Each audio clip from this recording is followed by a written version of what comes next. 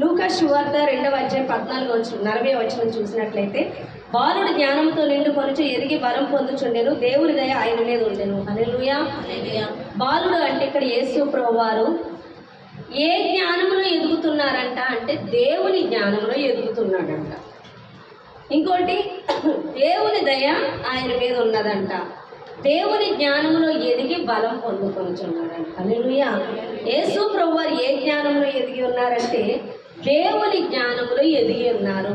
ఈ దినాన మనందరికీ కావాల్సింది ఏంటంటే దేవుని జ్ఞానము. అర్థమవుతుందండి?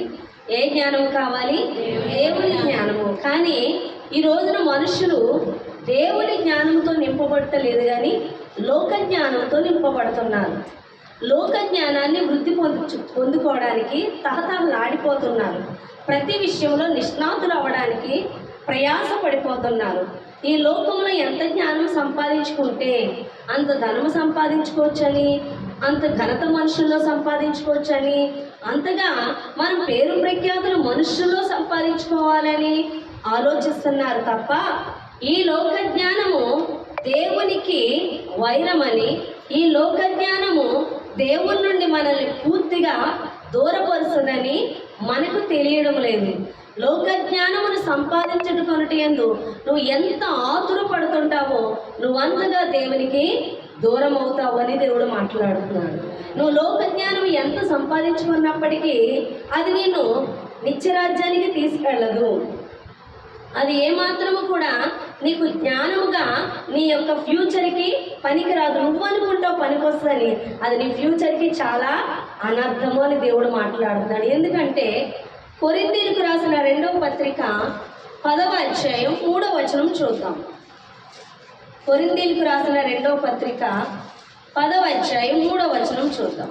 మేము శరీరధారులమై నడుచుచు కొనుచున్న శరీర ప్రకారము యుద్ధము చేయుము. మా యుద్ధోపకరణములు శరీర సంబంధమైనవి కావు గాని దేవుని ఎదుట దుర్గమైన పడద్రోయి చాలినంత బలము కలవై. ఎవరి కోసం చదువుతున్నావు? నీ వాయిస్ నిలబడుతుంది అసలు. చూడండి, 10వ అధ్యాయం 3వ వచనం నుంచి, మేము శరీరదారులమై నడుచుకొనుచున్నను శరీర ప్రకారం యుద్ధము చేయము. మా యుద్ధోపకరణములు శరీర సంబంధమైనవి కావు గాని దేవుని ఎదుట దుర్గములను పడద్రోయ జారినంత బలము గలవై ఉన్నవి.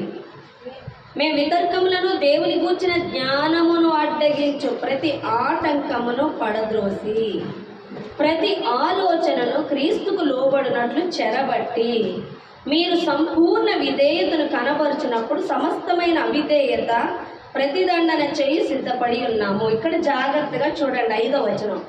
మేము వితర్కములను దేవుని గూర్చిన జ్ఞానమును అడ్డగించు ప్రతి ఆటంకమును పడద్రోసి. అపోస్తులైన పౌలు వాళ్ళు ఏమంటారంటే దేవుని జ్ఞానమును అడ్డగించు ప్రతి ఆటంకమును ప్రతి ఆలోచనను చెరబడుతున్నారంట. మీకు అర్థమవుతుందా? దేవుని జ్ఞానమే మనల్ని ఆశీర్వదిస్తుంది. దేవుని జ్ఞానమే దుష్టుని ఎదిరించగలుగుతాం. దేవుని జ్ఞానమే పరలోక రాజ్యాన్ని సిద్ధపరుస్తుంది.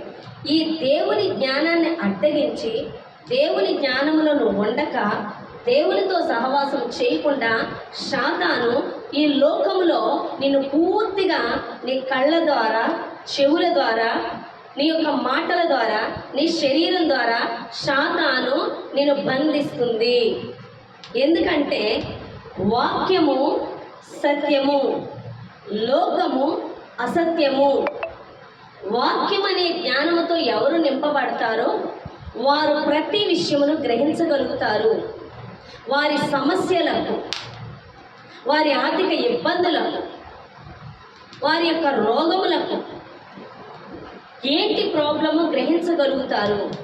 ఎవరైతే వాక్య జ్ఞానం కలిగి ఉండరో, లోక జ్ఞానముతో నింపబడుతూ ఉంటారో వారు సత్యమును గ్రహించక అసత్యము చేత నింపబడతారు.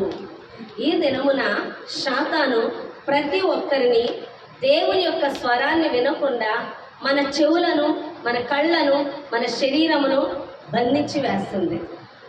మనకి యోహాను రాసిన పత్రికలో చూసినట్లయితే, మొదటి పత్రికలో మన శరీరాశయు, నేత్రాశయు, జీవపు డంబము, లోక సంబంధమైనవి. లోకము దాని ఆశయు గతించిపోనని దేవుడు మాట్లాడుతున్నాడు. నీ నేత్రాశ, నీ శరీరాశ, నీ జీవకుడంబం అంతా లోకములోనే ఉంది. లోకంలో నువ్వు ఎంత జ్ఞానాన్ని సంపాదించుకుంటావో, ఎంత పేరు ప్రఖ్యాతలు సంపాదించుకుంటావో అదంతా కూడా నాశనమే అని దేవుడు మాట్లాడుతున్నాడు. నువ్వు సంపాదించుకోవలసింది దేవుని జ్ఞానము. ఈ దినమున చాలామంది ఫోన్లకు కానీ, టీవీలకు కానీ, కంప్యూటర్లకు కానీ బందీలు అయిపోతున్నారు. ఫోన్లలో విపరీతమైన చూస్తున్నారు, చూడకూడదు అన్నీ అనుకుంటున్నారు. టైం పాస్, జస్ట్ చూస్తున్నాను అనుకుంటున్నారు. కానీ అవి చూచుట ద్వారా సాతాను నిన్ను పూర్తిగా అందులో చూపించేవన్నీ కూడా అపవాది సంబంధమైనవే. అవి ఎప్పుడైతే నువ్వు చూస్తున్నావో నిన్ను సాతాను బంధిస్తుంది. ఆ విషయం నీకు తెలియదు. అంతేకాకుండా ఆ యొక్క లోక సంబంధమైన మాటలు వింటూ, బూతులు వింటూ, సరసోక్తులు వింటూ, లోక సంబంధమైన విషయాలు నువ్వు ఎంత విస్తారంగా వింటూ ఉంటావో అంత విస్తారంగా నీ నేత్రాలు మూయబడతాయి, నీ చెవులు మూయబడతాయి. అర్థమవుతుందా? నువ్వు ఎక్కువ వినడం ద్వారా నువ్వు అనుకుంటావు నేను లోక సంబంధమైన జస్ట్ వింటున్నాను అనుకుంటున్నావు. కానీ అపవాది నీ చెవులను బంధించేస్తున్నాడు. లోక సంబంధమైన ప్రతి మాట కూడా దురాత్మ నుంచి వచ్చినవే. నువ్వు ఎక్కువ సమయం లోకంలోనే గడుపుతున్నావు, లోక సంగతులే వింటున్నావు. అర్థమవుతున్నాయి నేను చెప్పే మాటలు? ఎక్కువ సమయం మనం ఎక్కడ గడుపుతున్నామండి? లోకంలోనేగా గడుపుతున్నాం. సత్యం ఏంటి? వాక్యం. లోకమేంటి? అసత్యము. నువ్వు చూస్తున్న లోకం అంతా మాయ, ఇది ఉండదు. మనం ఒకసారి చూసాం, మీరు చూసారో లేదో, అరబ్ కంట్రీస్లో చూసినట్లయితే ఒకసారి భూకంపం వచ్చి మొత్తం అన్నీ కూడా పేక మేడల్లో కూలిపోయాయి. ఒక్క రాత్రిలోగా అన్నీ కూడా శిథిలాలైపోయాయి. దేవుడు ఒక్క క్షణంలో ప్రతిదీ కూడా తీసివేయగలడు. ఆయా మనుషులు చనిపోయారు, వాళ్ళెంతో స్వర్గంలో కట్టుకున్న బిల్డింగ్స్ అన్నీ కూడా కూలిపోయాయి. అవన్నీ కూడా ఒక్క నిమిషంలో మాయమైపోయాయి. చూడండి, ఈ లోకం ఏది కూడా శాశ్వతం కాదు. నువ్వు చూస్తున్న లోకం అంతా కూడా శాశ్వతమని లోకజ్ఞానంతో నింపబడుతున్నావేమో కానీ లోకము క్షయమైనది అని దేవుడు మాట్లాడుతున్నాడు. పరలోకము అక్షయమైనది, అది ఎల్లప్పుడూ ఉంటుంది. కానీ ఉండనిది ఏంటి అంటే ఈ లోకము. కానీ ఈ లోకములోనే మనం ఎక్కువ ఇది శాశ్వతం అన్నట్లుగా మనం దీని మీదే దృష్టి ఉంచుతున్నాము. దీని మీద దృష్టి ఉంచేలా ఈ అబద్ధం మీద సాతాను ప్రతి ఒక్కరిని ఆకర్షిస్తుంది. హల్లెలూయా. చూడండి, దేవుని హృదయం అంతా దేనితో నింపబడింది? ప్రేమతో నింపబడింది.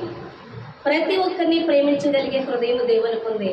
ఈరోజు యేసు ప్రభువారిని అంగీకరించినా అంగీకరించకపోయినా, అంగీకరించని వాళ్ళని నాశనం చేసేయట్లేదు, అంగీకరించిన వాళ్ళని దీవించట్లేదు.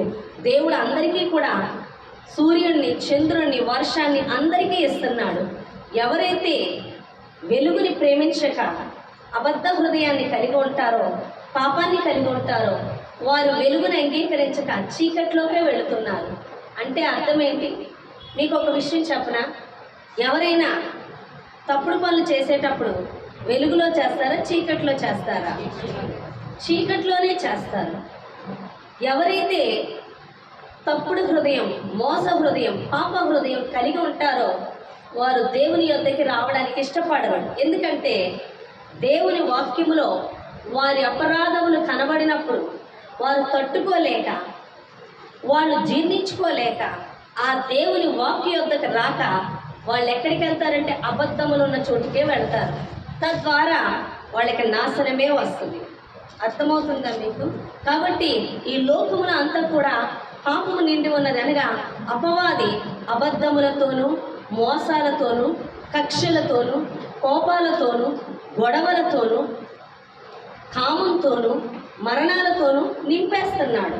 ఈ లోకాన్ని నువ్వు ఎంత ఎక్కువ చూస్తుంటే నీ హృదయం అంతలాగా పాపముతో నిండిపోతూ ఉంటుంది.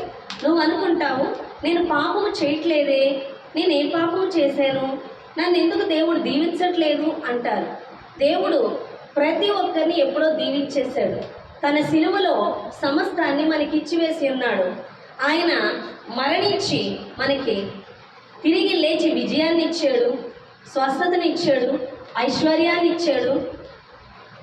సాతాను మీద సమస్త విజయాన్ని మనకి ఇచ్చి ఉన్నాడు. మరి మనం అది ఎందుకు పొందుకుంటలేదు అంటే మనము దేవుని వాక్యముతోనూ దేవుని తట్టు చూడక మనము లోకాన్ని ఎక్కువ చూడటం ద్వారా మనము పాపముతో చీకటితో నిండిపోవడం వల్ల దేవుని ఆశీర్వాదం మనలోకి రావట్లేదు. కోపము ఎక్కడి నుంచి వచ్చింది అంటే అపవాదు నుంచే. ద్వేషం ఎక్కడి నుంచి వచ్చిందంటే అపవాదు నుంచే. కలహం ఎక్కడి నుంచి వచ్చిందంటే అపవాదు నుంచే. ఈర్ష, చెడ్డ మాటలు, అబద్ధపు మాటలు, లోకపు మాటలు, లోక సంబంధమైన కామపు మాటలు, సినిమాల మాటలు, నాటికల మాటలు, ఇవన్నీ ఎక్కడి నుంచి వచ్చాయంటే అపవాదు నుంచే వచ్చాయి. ఈ దినమున నువ్వు టీవీ ఆన్ చేస్తే చాలు, ఏదో ఒక మూవీ చూస్తే ఆ మూవీ నుంచి నీ మైండ్లోకి ఎన్ని శాతాలు ప్రవేశిస్తున్నాయంటే, ఒకటి కోపం అనేది ప్రవేశిస్తుంది, కక్ష అనేది ప్రవేశిస్తుంది, ద్వేషం అనేది ప్రవేశిస్తుంది, శరీరాశ అనేది ప్రవేశిస్తుంది, వారు వేసుకునే డ్రెస్సింగ్ నేచర్ అనేది ప్రవేశిస్తుంది, అందం అనేది ప్రవేశిస్తుంది, జీవకుడం అంటే మనుషుల్లో మనల్ని గొప్పగా చూపించుకోవడం. అవునా కదా? ఒక హీరోని చూశాడంటే వచ్చి తన హీరోలా ఫీల్ అవుతూ ఉంటాడు. అంటే వాళ్ళ ప్లేస్లో వీళ్ళు వెళ్ళిపోతూ ఉంటారు. లేదా ఏదైనా హీరోయిన్ చూశారనుకో, ఆ యొక్క స్త్రీ ఆ హీరోయిన్ కింద ఆ డ్రెస్సింగ్ వేయడం, ఆ మాటలు మాట్లాడడం, అటువంటి టైపు ప్రవర్తించడం. అంటే ఏంటంటే ఆ దురాత్మలు చూడడం వల్ల వీళ్ళ మీద అంతగా ప్రభావం చూపిస్తున్నాయి. అవునా కదా? హీరో ఏం చేస్తాడు, సినిమాలో కర్రట్టు మంది నలుగురు వడ్డానికి వెళ్తే ఈడు కూడా మర్నాడు నుంచి నలుగురు స్టూడెంట్స్ వేసుకొని ఈడో పెద్ద హీరో అయిపోతాడు. అవునా కదా? అది ఎక్కడి నుంచి వచ్చిందంటే నువ్వు చూసే సినిమాని బట్టి. అంటే అక్కడ అపవాది క్రియలు నీ మీద అంతగా ప్రభావం చూపిస్తుంది. అవునా కదా? మొన్నొకసారి ఏదో ఎందులోనో ఒక జోకు, మరి ఇంకా పడుకునేవాడు అంటున్నాడు. ఒక స్త్రీ వస్తే ఆ అమ్మాయితో గొడవ ఆడుతున్నాడు. అమ్మ, ఈ ఏరియాకి రాకు, ఈ ఏరియా నాది, నేను ఇక్కడ అడుక్కుంటా అని చెప్తున్నాడు. ఎందుకంటే ఆ అమ్మాయి జీన్ ప్యాంట్ అంతా చిరిగిపోయింది వేసింది. తనకు కూడా అడుక్కునేదేమో అనుకున్నాడు. అనుకొని ఈ ఏరియా నాది, ఏరియాకి రాకు, మాది ఏరియా అని చెప్తున్నాడు. ఎందుకు అంటే పాప వాడికి డబ్బు లేక అడుక్కోవడానికి చిరిగిపోయిన బట్టలు వేశారు. వీళ్ళేమో మూవీస్లో చూసి వాళ్ళు కూడా చింపుకుంటున్నారు. నిజంగా వాళ్ళు మూవీలో చింపుకుంటారేమో కానీ బయట బాగానే వేసుకుంటారు. అవునా కదా? హల్లెలూయా. కాబట్టి మూవీస్ని చూసి మనం ఏం చేస్తున్నాం అంటే ఆ దురాత్మల్ని మనం ఎక్కించుకుంటున్నాం. ఇప్పుడు నేను ఒక విషయం చెప్తాను. మొన్న ఒక పాప, మేము వేరే ఊరు వెళ్తూ పరిచర్యకి వెళ్తే అమ్మాయి మాట తీరు చాలా కఠినంగా ఉండేది, కొట్టినట్టు వచ్చేది మాట. ఏంటి అమ్మాయి మాట్లాడుతుంది అలా అని చూసేదాన్ని. కానీ దేవుడు అంటే ఇష్టమే, కొంచెం లోపడుతుంది. కానీ చాలా దారుణంగా వచ్చింది ఆ మాట. 2 times విన్నాను. సర్లే వదిలేసాను, నేను పట్టించుకోలేదు. తర్వాత అమ్మాయి మాట తీరు మారింది. ఆ అమ్మాయి చెప్పిన మాట ఏంటంటే, నాకు చాలా కోపం, చాలా కోపం. ఎప్పుడైతే నేను ప్రార్థనలోని, వాక్యంలోని, స్తుతి కోడికలోని పాల్గొన్నానో నాలోంచి ఒక చీకటి బయటికి వెళ్ళిపోయినట్టుగా నేను చూశాను అని చెప్తుంది. అంటే ఆ కోపం అనే దెయ్యం కూడా తన మీద పనిచేసింది అన్నమాట. చూసి మనం ఏమనుకుంటామంటే మనం చాలా మంచిగా ఉన్నాం, జస్ట్ ఎంజాయ్కి చూసామనుకుంటున్నాం. కానీ చాలా ఈవిల్స్ మీలో అటాక్ అయిపోయి ఉన్నాయి. నాలో చీకటి కనిపిస్తుంది, మా ఇంట్లో అంత దరిద్రతే ఉంది, మా ఇంట్లో చికాగ్గా ఉంది, నా మైండ్ చాలా డిస్టర్బ్గా ఉంది అంటున్నాం. కారణం ఏంటంటే నీ హృదయం అంతా దేనితో నిండిపోయిందంటే దురాత్మలతో నిండిపోయింది.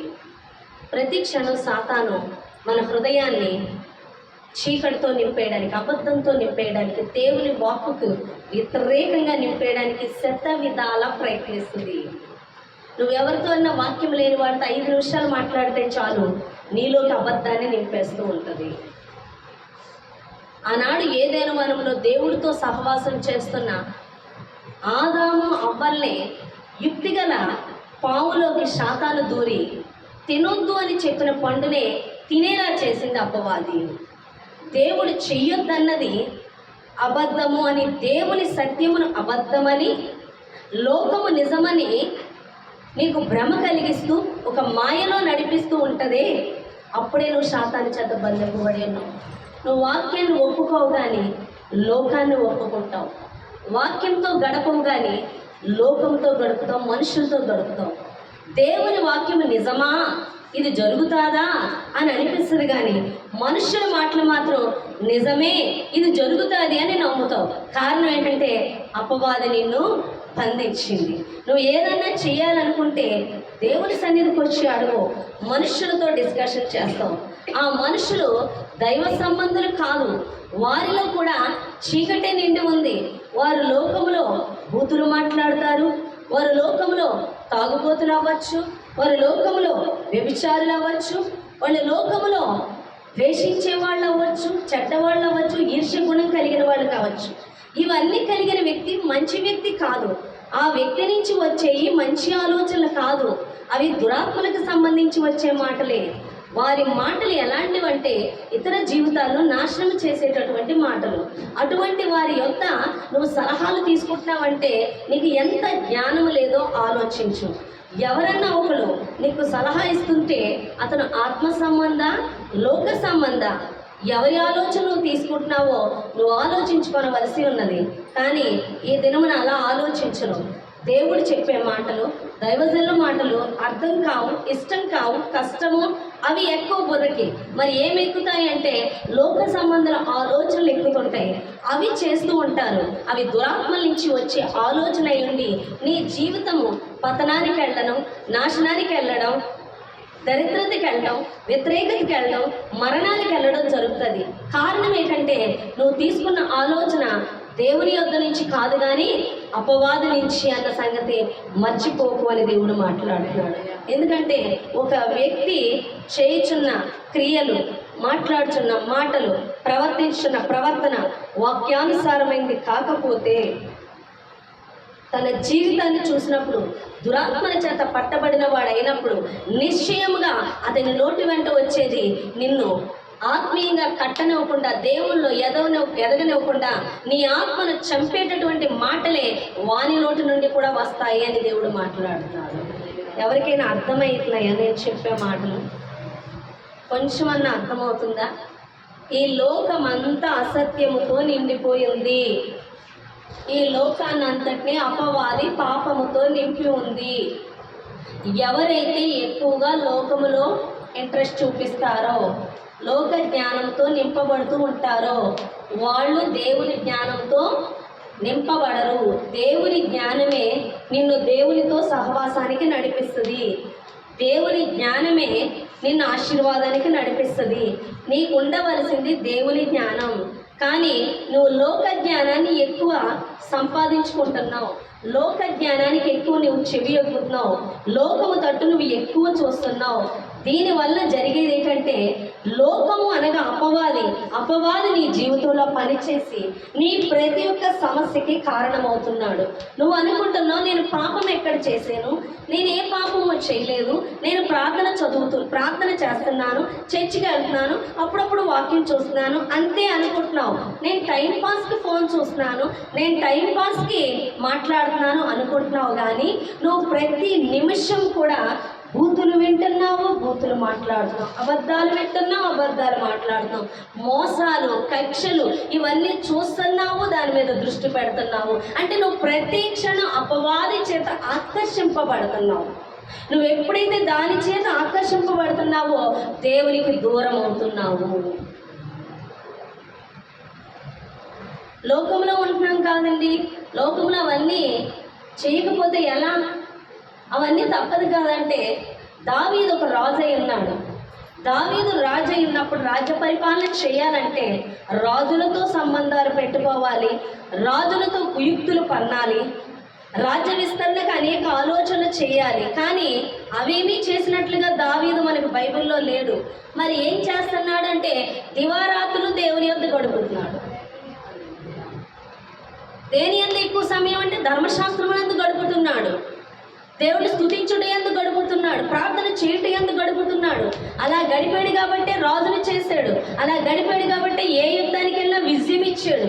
యుద్ధానికి పన్నాగాలు పన్నడానికి తను ఏ సలహాదారుల చేత సలహాలు తీసుకున్నవాడిగా లేడు. ఎవరి పాదాలు పట్టుకున్నవాడిగా ఉన్నాడు? దేవుని పాదాలు. యెహోషాపాతు కూడా 3 రాజులు దండెత్తి వచ్చినప్పుడు దేవుని పాదాల యొద్ద గడిపి దేవుని సహాయం అడిగి యుద్ధానికి వెళ్ళి విజయాన్ని పొందుకున్నాడు. కానీ సామంత రాజుల దగ్గరికి వెళ్ళి మీరు నాకు సహాయం చేయండి అని రాజులను అర్థించిన వ్యక్తిగా లేడు. దేవుని జ్ఞానము సమస్తమైన వాటి నుంచి మనల్ని కాపాడుతుంది, విడిపిస్తుంది, ఆశీర్వదిస్తుంది. అటువంటి జ్ఞానం యొక్క గడుపు వారు భయపడరు, ఎటువంటి దురాత్మలు వారి మీద దాడి చేయము. హల్లెలూయా. అర్థమవుతుందా మీకు? దేవుని వాక్యం వినరు, అవునే కదా? సినిమాకి వెళ్తే ప్రతి పాయింట్ ఎక్కేస్తుంది కొరకి. దేవుని వాక్యం ఎలా కనబడుతుంది మనకి? ఏదో మ్యాథ్స్ రాని వాళ్ళకి మ్యాథ్స్ చూసినట్టుగా ఉంటుంది, అవునే కాదా? మీకు ఒక విషయం తెలుసా? మీరు సినిమాలకి వెళ్ళి, నాటికలు చూసి, ఫోన్లో గేమ్స్ చూసి, రాజకీయాలు చూసి ఎంత బురకెక్కించుకుంటారో అన్ని దెయ్యాలతో ఇంటికి వెళ్ళారు. అవి ఏం చేస్తాయంటే నిన్ను నాశనమే చేస్తాయి. ఈరోజు ఎవరు ఎక్కువగా ఇవి చూస్తూ ఉంటారో వాళ్ళ ఇంట్లో దురాత్మల రాజ్యాలు వెళ్తాయి. మీరు అబ్జర్వ్ చేయండి. ఎవరైతే దేవుని వాక్యంతో ఎక్కువ గడుపుతారో, ఎవరైతే దేవుని వాక్యం ఎక్కువ వింటారో, ఎవరైతే దేవుని వాక్యం మీద శ్రద్ధ నిలుపుతారో వారితో దేవుని సన్నిధి ఉంటారు. ఎందుకంటే వారి ఆలోచనలో కానీ, తలంపుల్లో కానీ, మాటల్లో కానీ శాతానికి అవకాశం ఇవ్వట్లేదు, దేవునికి ప్రాధాన్యత ఇస్తున్నారు. కాబట్టి వారితో దేవుని సన్నిధి ఉంటుంది. అర్థమైందా? ఒకే జల నుంచి ఉప్పు నీరు మంచి నీరు రాదు. మీరు ఒక నుయ్యి తవ్వారనుకోండి, మంచి నీరు వస్తుందా, ఉప్పు నీరు వస్తుందా? వస్తే ఉప్పు నీరు వస్తుంది, లేదా మంచి నీళ్ళు వస్తాయి. రెండు కలిపి రావుగా. నీ నోట్లో దెయ్యము దేవుడు పనిచేయడుగా. నీ నోట్లో బూతు మాటలు లేకపోతే శాపవచనాలు, దీవెన మాటలు కలిగి ఉండడం అసంభవం. అయితే వాడన్నా ఉంటాడు, లేకపోతే దేవుడన్నా ఉంటాడు, కానీ దేవుడు దెయ్యం అనేది ఉండడు. నువ్వు ఎక్కువ ఆలోచించేది లోక సంబంధమైనదైతే నువ్వు అపవాది చేత బంధింపబడుతున్నావు. నువ్వు మాట్లాడే ఎక్కువ లోక సంబంధమైనవి అయితే నువ్వు అపవాది చేత బంధింపబడుతున్నావు. నువ్వు ఎప్పుడైతే దేవుని వాక్యంతో గడుపుతూ, దేవుని మీద తలం ఉంచుతూ, దేవుడు చెప్పింది చేయడానికి అదే ధ్యాసను కలిగి ఉంటావో దేవుని సన్నిధి నీతో ఉంటుంది. అపవాది ఉండడానికి గల కారణం నువ్వు నిత్యము కూడా లోక సంబంధమైన విషయాలతో బంధింపబడ్డమని దేవుడు మాట్లాడుతున్నాడు. హల్లెలూయా. ఎంతమందికి అర్థమవుతుంది? ఉదయం లేచిన కాంచి నువ్వు పరిశీలన చేసుకో. ఎక్కువ సమయం దేని వద్ద గడుపుతున్నావు? ఒకసారి ఆండ్రూ అమ్మద్ గారు అని ఒక ఆయన, ఒక పెద్ద పాస్టర్ గారు వస్తే ఆయన అద్భుతాలు, స్వస్థతలు బలంగా, ఆయన స్టేజ్ మీద నిలబడితే చాలా బలంగా జరుగుతాయండి. ఆయన కలుద్దామని ఆయన దగ్గరికి వెళ్తూ చేతిలో న్యూస్ పేపర్ కూడా ఉందంట. ఆయన వెళ్తే బయట కూర్చోమన్నారంట. ఆయన వచ్చి పిలుస్తామని. ఆయన వచ్చాక పాస్టర్ గారు పిలిచారంట. పిలిస్తే ఈయన వెళ్ళడం న్యూస్ పేపర్ పట్టుకొని వెళ్తున్నాడంట. వెంటనే ఆయన చూసి ఆ న్యూస్ పేపర్ బయటికి విసిరేసి నువ్వు లోపలికి రా అని ఆయన మాట్లాడాడంట. ఎందుకు ఆ న్యూస్ పేపర్ విసిరేయమన్నాడంటే ఆయన లోకంలోని విషయాల మీద ఏమాత్రం ఆసక్తి చూపరు, ఆ మాటలు వినడానికి చెవి ఒగ్గరు. ఆయన చెవులు, ఆయన తలంపులు ఎక్కువ వాక్యంతో నింపుకుంటారు కాబట్టి ఆయన స్వరాన్ని ఆయన వినగలుగుతున్నారు. ఒకసారి ఒక ఆయన ట్రైన్ ఎక్కినప్పుడు దేవుని స్వరం ఆయనకి వినిపించిందంట. నువ్వు అర్జెంటుగా ట్రైన్ దిగిపోవాలి. ఆయన ఏంటి మాటికి ట్రైన్ దిగిపోమన్న ప్రేరేపణ నాలో వస్తుందని ఆయన దిగిపోయిన 10 నిమిషాలకి పెద్ద బాంబు ఆ యొక్క ట్రైన్లో పేలి చనిపోవడం జరిగిందంట. అప్పుడు ప్రభువా నీకు స్తోత్రాలు, నన్ను కాపాడినందుకు అని చెప్పి ఆయన అంటున్నాడు, ఆ స్వరం నాకొక్కరికే కాదు ప్రతి ఒక్కరికి వినిపిస్తుంది. కానీ ఎవరైతే తమ హృదయాలను దేవుని వాక్కుతో నింపుకుంటారో, పాపం అనేది లేకుండా చూసుకుంటారో ఆ స్వరము స్పష్టంగా వినపడుతుందని దేవుడు మాట్లాడుతున్నాడు. ఈరోజు దేవుని స్వరం వినలేకపోతున్నాం. దేవుని స్వరము స్పష్టత నీలో ఉండట్లేదు. కారణం ఏంటి అంటే నీ మనస్సు ఎక్కువ లోక సంబంధమైన వాటి మీద పెట్టేస్తున్నావు. ఏమి తిందుమా, ఏమి త్రాగుదమా, ఏమి ధరించుకుందుమా అన్న చింత మీద పెడుతున్నారు. ఏమి సంపాదించుకుందుమా అన్న దాని మీద పెడుతున్నారు. కొంతమంది అయితే ఈ లోకంలో రాజకీయాల మీద పెడుతున్నారు, కొంతమంది అయితే సినిమాల మీద పెడుతున్నారు, కొంతమంది నాటికల మీద పెడుతున్నారు, కొంతమంది శరీరం మనము ధరించుకునే వస్త్రధారణైనా దేని కొరకు అంటే మనము దేవుని కొరికే ధరించుకోవాలంట. కానీ ఈ దినాన వస్త్రధారణ, అలంకరణ కూడా ఇతరులు మనల్ని చూసి మనల్ని ఘనపరచాలి అన్న హెచ్చించుకునే స్వభావంతో రెడీ అవుతూ ఉంటాం. హెచ్చించుకునే స్వభావంతో మనం డ్రెస్సింగ్ చేస్తూ ఉంటాం. హెచ్చించుకునే స్వభావంతో మనం మాట్లాడుతూ ఉంటాం. హెచ్చించుకునే స్వభావంతో మన టాలెంట్ చూపించుకుంటూ ఉంటాం. ఇవన్నీ కూడా పాప సంబంధమైనవే. ఈరోజు చాలామంది పిల్లలకి డ్యాన్సులు నేర్పిస్తూ, పాటలు నేర్పిస్తూ వాళ్ళ గళాన్ని దేవుని పాటలకు కాదు కానీ దురాత్మల పాటలకి వినియోగిస్తున్నారు. ఒక క్రైస్తవురాలు దేవుని కొరకు పాటలు పాడించి ఆ గళాన్ని అనేక మంది ఆత్మలు రక్షించే విధంగా సువార్త పాటలకు ఉపయోగించకుండా సినిమా పాటలకు పంపిస్తుందంట. చూడండి ఆమె ఎన్ని ఈవిల్స్తో ఉందో. ఆమెను ఎంతోమంది అబ్బాయి ఎంత బాగా పాడుతుంది అంటున్నారు, కానీ ఆ పాటలు దేనికంటే సినిమా పాటలు పాడటానికి పంపిస్తుందంట. అనగా తన కుమార్తె హెచ్చింపబడాలి, అందరిలో కనిపించాలి, డబ్బులు సంపాదించాలి, ఘనత సంపాదించాలి. ఇదంతా ఎక్కడి నుంచి వచ్చింది? అపవాదుల నుంచి. వాళ్ళు దేని చేత నింపబడ్డారు? దురాత్మల చేతే. శాతాన్ని మహింపరిచే పాటలు పాడిస్తున్నప్పుడు వాళ్ళందరూ దేని చేత బంధింపబడ్డారు? దురాత్మల చేత. రేపు పొద్దున్న మరణకరమైన రోగము కానీ సమస్య కానీ వచ్చినప్పుడు దేవుని యొద్ద అడిగే మాటలు ఏంటో తెలుసా? ప్రభువా, నీ సన్నిధికి వచ్చానుగా, నేను ప్రార్థన చేశానుగా, మరి ఎందుకు ఈ సమస్య వచ్చింది అని అడుగుతారు. కానీ ప్రతిరోజు ప్రతి క్షణము నువ్వు శాతాన్నే మహిమపరుస్తూ దేవుడు ఏం చెప్తున్నాడో వినగలిగేంతగా నీ చెవులను పరిశుభ్రపరచుకోక, నీ చెవులను, నీ కళ్ళను, నీ నోటిని పాపంతో నింపుకున్నావు అన్న సంగతి మర్చిపోయావని దేవుడు మాట్లాడుతున్నాడు. హల్లెలూయా. దేవుడు ఫుడ్ విషయంలో మాట్లాడతాడు, దేవుడు వస్త్రం విషయంలో మాట్లాడతాడు, దేవుడు ఎవరికి లోబడాలో దేవుడు మాట్లాడతాడు, ఏది చెయ్యాలో దేవుడు మాట్లాడతాడు. ఎవ్రీథింగ్ టాప్ టు బాటమ్ వరకు ఎవ్రీథింగ్ ఆయనే మాట్లాడతాడు. ఆయనకి లోబడితే ప్రతిదీ నీకు చెప్పడానికి ఆయన ఇష్టపడతాడు. ఈరోజు ఎంతమంది ఆయనకి చెవి యొగ్గుతున్నారు? నీ తయారీ నీ ఇష్టం, నీ మాటలు నీ ఇష్టం, నీ పని నీ ఇష్టం, నీ కుటుంబం నీ ఇష్టం, అన్నీ నీ ఇష్టం. సమస్య వస్తే దేవుడు. ఇప్పుడు ఇవన్నీ కూడా దురాత్మల చేత నింపబడి నువ్వు చేస్తూ దేవుని ఆశీర్వాదం అడిగితే దేవుడు అంటున్నాడు, నేనెప్పుడో స్వస్థపరిచాను, నిన్నెప్పుడో ఐశ్వర్యం ఇచ్చాను, నిన్నెప్పుడో దీవించాను. పొందుకోకపోవడం నీది తప్పు. కారణము నువ్వు నింపబడవలసింది నా జ్ఞానంతో తప్ప లోకముతో కాదు అని దేవుడు మాట్లాడుతున్నాడు. ఎంతమందికి అర్థమైంది? ఏమన్నా అర్థమైందా? హల్లెలూయా. వాక్యం వినడం, వాక్యాన్ని గ్రహించడం, వాక్యం యొద్ద గడపడం ఎవరు చెయ్యరో, లోకంతో ఎవరు ఉంటారో వాళ్ళు దురాత్మల చేత నింపబడతారు. దానివల్ల నీకు నష్టమే కలుగుతుంది. అందుకే నువ్వేం చేయాలంటే ప్రతి క్షణం వాక్యముతో ఎక్కువ సమయం గడపడానికి చూడాలి. నేను జాబ్ కోసం ప్రయాసపడినప్పుడు దేవుడు వద్దు నా పని చేయమన్నప్పుడు నేను ఎక్కువ గడిపింది వాక్యం యొద్ద. నేను ఎంత వాక్యం ఎక్కువ చదువుతానో, నేను ఎంత ప్రార్థన ఎక్కువ చేస్తానో అంతగా దేవుని శక్తితో, దేవుని మహిమతో నింపబడడం జరిగేది. నాకు సమృద్ధి వచ్చేది. నాకు కావాల్సిన దేవుడు ప్రతిదీ సమకూర్చాడు. ప్రార్థన చేసినప్పుడు అద్భుతాలు చూశాను, దర్శనాలు చూశాను, కళలు చూశాను. లోకంలో ఉన్న వ్యక్తులే వారికి ఏం జరుగుతుందో తెలియనప్పుడు, భయపడినప్పుడు నా దగ్గరికి వచ్చినప్పుడు వాళ్ళ భయము నుంచి విడిపించగలిగే దేవుని వాక్కును అందించగలిగాను. వారిని దేవునితో సహవాసంలోకి నడిపించగలిగాను. కారణము నేను దేవుని సహవాసంలో ఉండడం వల్ల.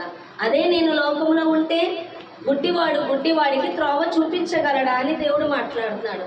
నేను గుడ్డిదాన్నయ్యండి, వాళ్ళు గుడ్డివాళ్ళైతే నేను త్రోవ చూపించలేను. గుడ్డివాళ్ళము అంటే ఆత్మీయ నేత్రాలు మూయబడటం. లోకాన్ని ఎక్కువ చూసే వాళ్ళకి ఆత్మీయ నేత్రాలు మూయబడతాయి. దేవుని సంగతులు వివేచించలేరు, దేవుని సంగతులు మాట్లాడలేరు, దేవుని సంగతులు గ్రహించలేరు.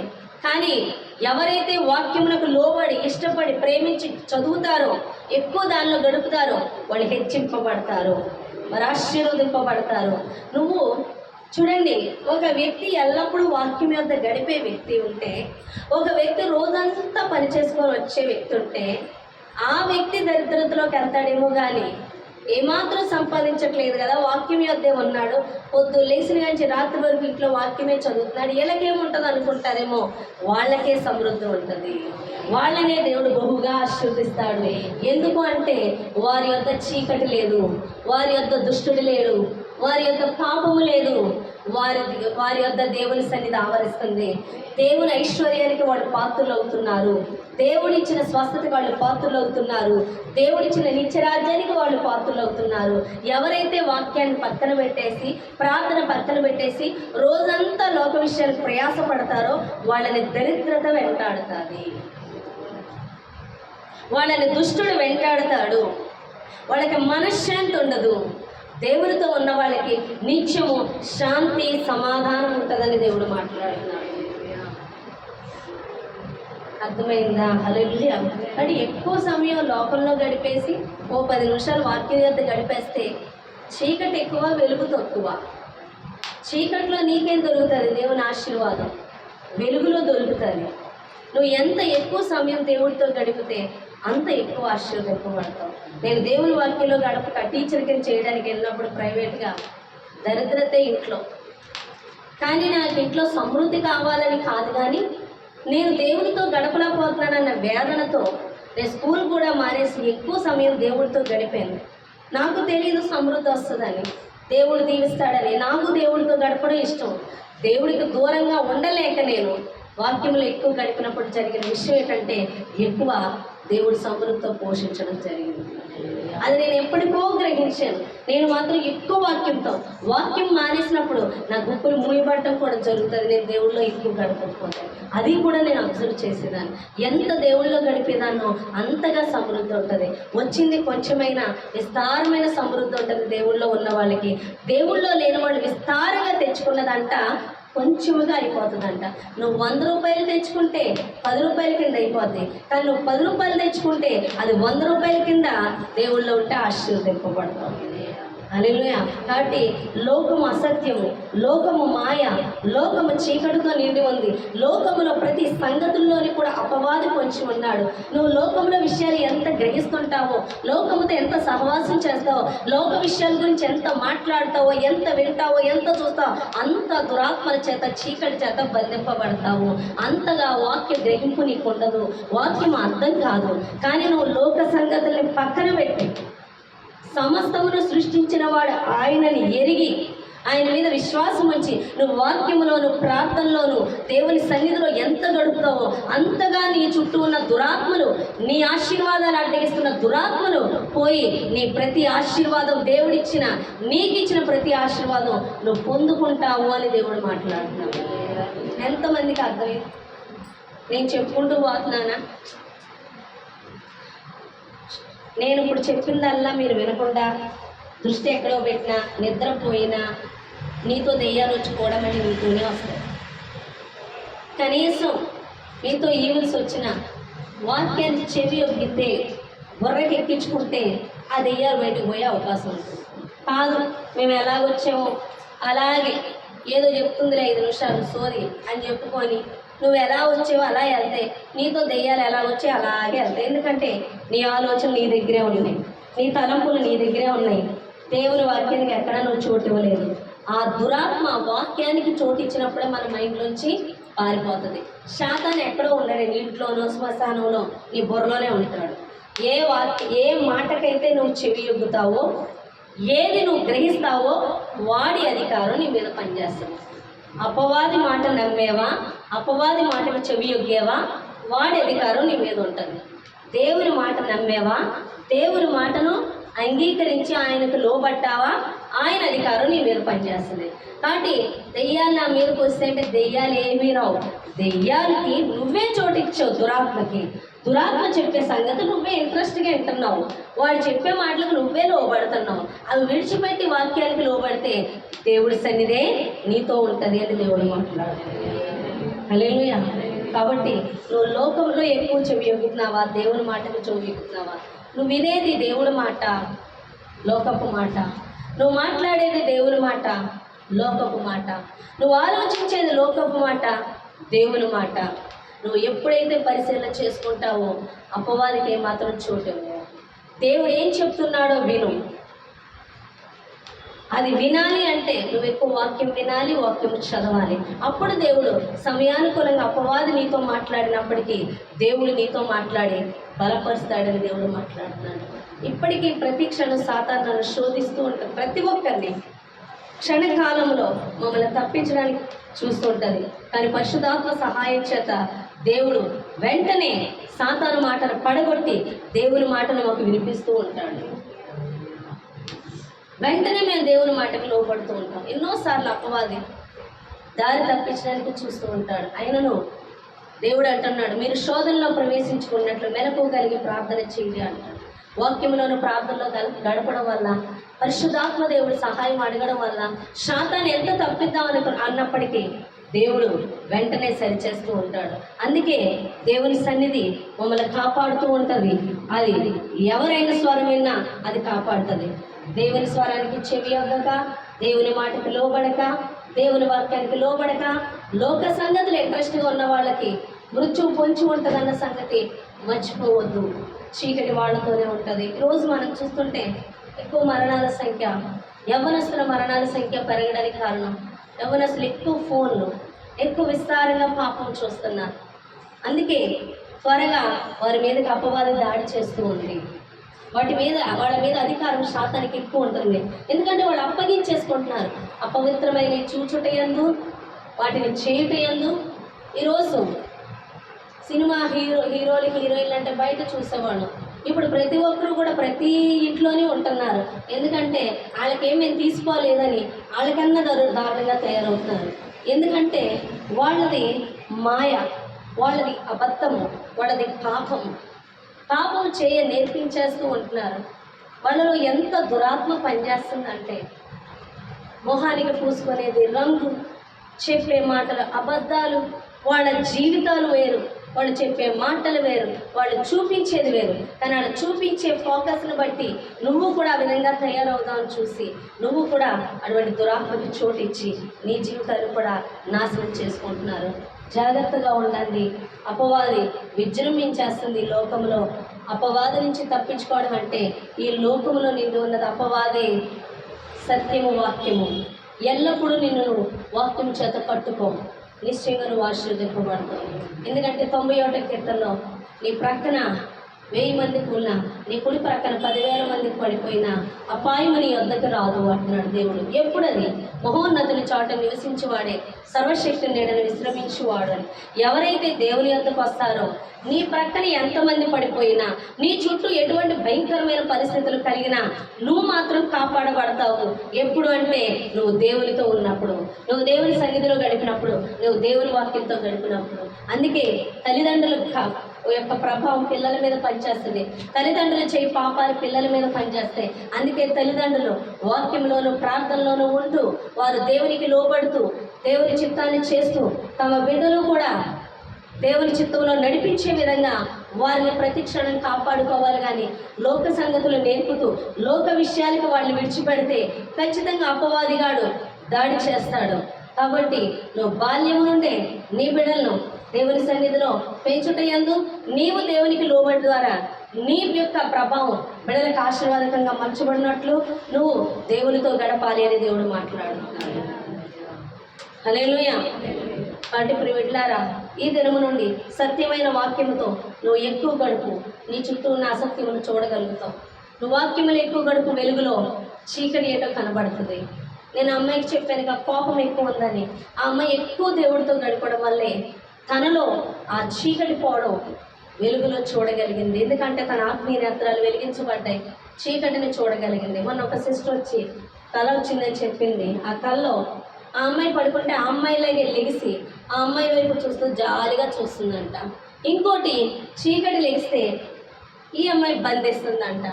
ఏంటి అంటుంది, నీలాగే లెగిసి కూర్చొని నీ వైపు జాలిగా చూస్తుందంటే నీలో స్వయం జాలి ఉంది, నిన్ను కూర్చి నువ్వే జారి పడిపోతావు అని చెప్పాను. నిజం, చాలామందికి వాళ్ళని చూసి వాళ్ళకే జాలి ఎక్కువ. నేనే లోకంలో శ్రమలు ఎక్కువ పడిపోతున్నాను, నేనే బాధలు ఎక్కువ పడిపోతున్నాను, నన్నే అంటారు, నన్నే తిడతారు, నన్నే అలా చూస్తారు అని నేను నేను నేను నేను అని స్వయం జాలి ఉంటుంది. అది కూడా ఒక దురాత్మ. అమ్మాయి అడుగుతున్నాడు, ప్రభా ఇంకా నాలో ఏం అపరాధాలు ఉన్నాయో బయలుపరచు అని అడిగినప్పుడు తనలో స్వయం జాలి అనేది ఉంది అని దేవుడు చూపించాడు. స్వయం జాలి చాలా ప్రమాదం.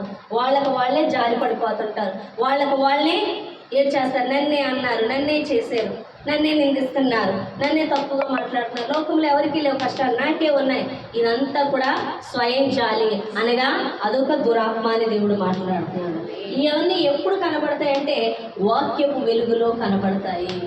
ఎవరైతే వాక్యములు చదువుతూ వాక్యం యొక్క గడుపుతూ సేవకులకు లోబడుతూ సేవకులు చెప్పింది చేస్తారో అప్పుడు నీ చుట్టూ ఉన్న చీకటి, దేని ద్వారా నువ్వు శ్రమ పడుతున్నావు, దేని ద్వారా నువ్వు బంధింపబడి ఉన్నావు, దేని ద్వారా నీకు సమస్యలు విస్తరిస్తున్నాయి అన్న గ్రహింపు వచ్చి దాని నుంచి నువ్వు విడుదల పొందుకుంటావని దేవుడు మాట్లాడుతున్నాడు. నీ సమస్యలన్నిటికీ జవాబు వాక్యమే అని దేవుడు మాట్లాడుతున్నాడు. ఈ చిన్న మాటలు దేవుడు దీవించి ఆశీర్వదించును గాక. ఆమేన్. ప్రార్థన చేద్దామండి. వాక్యం ప్రార్థన.